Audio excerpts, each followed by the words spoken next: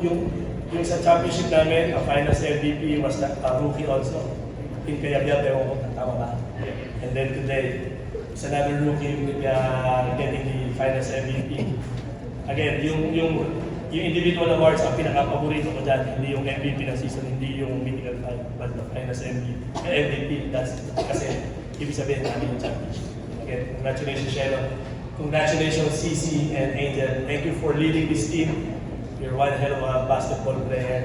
The two of these girls are leading this team. Para sila mga mami ng mga teammates sila. And they talagang hindi mo sobrang happy ako sa naging turnout ng career ni CC sa UAP. From a offensive player to a more complete player. Now she's a leader and I wish her luck sa kung ano mang gagawin niya sa buhay niya. And good luck, maglalaro siya elsewhere. And again, thank you, two of you, for leading this team. Angel was hurting earlier. I kept on asking her kung kailangan na sub, pero hindi na niya ininda yung sakit dahil last na to. And congratulations, Angel. Thank you for leading the team.